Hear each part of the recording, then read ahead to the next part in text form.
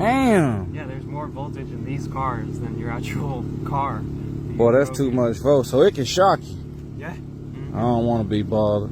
I can't. And so like this is the speed control for the cars. So you can plug this into the computer. Yeah. And then each time I make a pass, I'll go put it in the computer, and then I get my graph, and I can see what the car ran, what the RPM was, what the motor temperature was, what that temperature was, what the voltage dropped to. And can you make it like a progressive? Yes, this car is fully progressive because like the throttle normally on like a rock crawler, wherever you pull the trigger is how much throttle you're putting. With this one, since it's for drag racing, you do your burnout, line it up, and then you just gas it full throttle, and the throttle slowly ramps in. Yeah, that way you ain't spinning all out of control and everything. Yep. Okay, see, he got all the works done, y'all.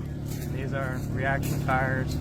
Most people run these ones, but I do be tire prepping, so every pass I'll put the sticky on them. Yeah. And then after the pass, I come clean the tires again, and then reapply the tire prep.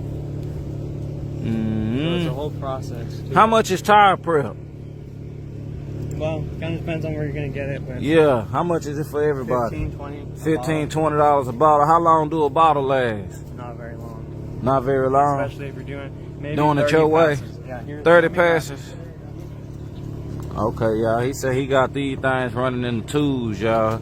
They're 66 miles an hour. One ran a 2.3, one ran a 2.4. So this is the tire prep that I use. Okay. It's MRP. This is made in Texas.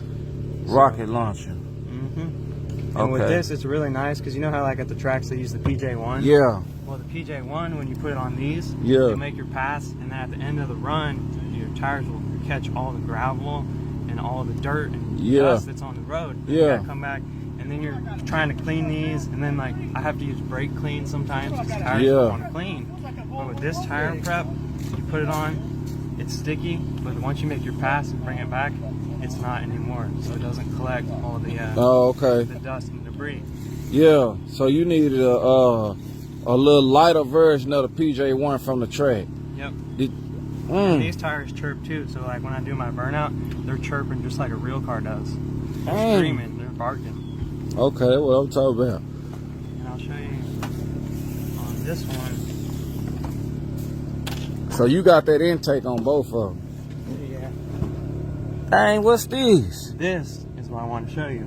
This is the GPS. This is how I know how fast the car actually went. Yeah. So I connect this to my phone. I got an app for it.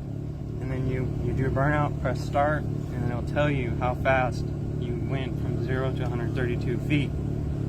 So what? It gives you a graph. I'll show you pictures. Big nasty, no son. Look at all this stuff, man. This high tech, man. They got stuff open and #1 and BC still ain't got nothing in it. He could be adding some stuff, it look like. Oh, is that what this is? So here's the graph you get from this GPS. Yeah. So you've been 64 miles now. Okay. And then the blue line is your mile per hour, and then the red is the G-force. So you can see it left at 1 G and pulled over 2 Gs in the pass. Okay. Dang. And so when the cars leave at 1 G or 1.5, they're really booking it. Like, that's how you know it's getting a good 60 foot. How far do they race these cars? 132 feet. 132 feet. Who came up with that number? Why that number? Because it's 10th scale. It's just scaled down from the 1320. Okay. Got okay. It? So 132. Okay, vet. Already. So yeah, I'll put the GPS on this one too. And like with these cars, the only thing I would really be changing is weight. So if the car is like lifting too much, just add some weight to the front. There's no reason. It's already a working car. You don't need to change the suspension and all that. Okay. So you ain't changed no shocks or nothing? Here's the gearing. Right here. What size good? You got some 373s or something? And these are 48 pitch gears. Okay. I'm running an 84/16 on it. I'm not keeping those secrets. Okay. Because other people, they'll hide this. They won't show you what they're running. Oh yeah. It's all competitive. Oh yeah. Yeah. Well, what you feel like? You feel like you can show them because what? They can't beat you, or you ready for some competition, or what's your reason? Oh, he ain't got nothing to hide. He's just having a good time. I've lost races. Oh yeah? Oh yeah. Do you be gambling on your car? No. Oh, you don't gamble? Oh, that's why you Not showing yet. then. I'm just kidding. Have you ever gambled? Yes. Okay. Did you win the gamble? Have you ever won a gamble? I won one. You won one? How was it feeling? What was that gamble? Tell us about that day. That sounds like a happy story. No, me and my friend were just kind of talking shit, and we were at the at our test spot. Yeah. I was like, man, I can outrun you. I got $10. His car is faster than mine. So yeah. I was like, I'm kind of the underdog trying to beat him, and yeah. he's bestowing all his knowledge to me. Yeah. So I was like, come on, $10, I can beat you. And sure enough, on the top end, he spun, and I could just went around him. So why did you want to give it a chance that day? What made you feel like that today I'll try him for the $10?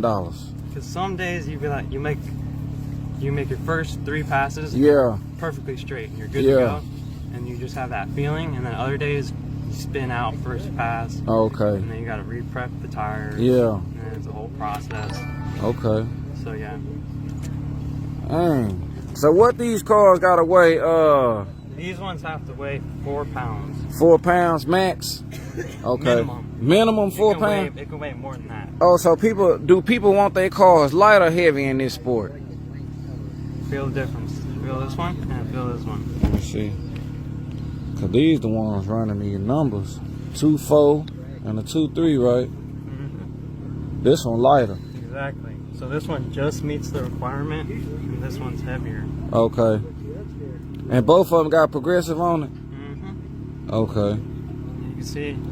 So who do your tunes, man? I do all of it. You do the tunes? Mm-hmm. Okay. So you know how to take the timing out and ramp it up? Oh yeah. Okay. This thing, the timing on the motor, when you go into the computer, you can add boost to the car. And so boost on this thing is at 40%. 40%? Okay. How much is the car's worth?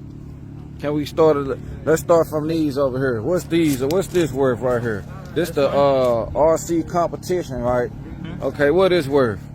This one, $2 grand. $2 grand? Yep. Ooh. Yeah. What about him? $2 grand, $2 grand, $2 grand. All these, these first four, 2,000 each? You can't get them, and I've hand built them all, TIG welded them all. I have 100 hours at least in all the cars.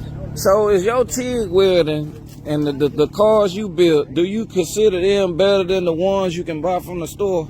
Oh yeah. Why? Because it's my ingenuity. So like the cars are easy to work on. Yeah. You don't have like a bunch of, I like to thread on my parts so you're not carrying a bunch of nuts and bolts. It just threads into your chassis. You're good to go. Yeah. And then the DOM tube, there's like there's chromoly tubes in here along with the man, you got chromoly in there too? Yeah. Hey man, the tag's out on this one.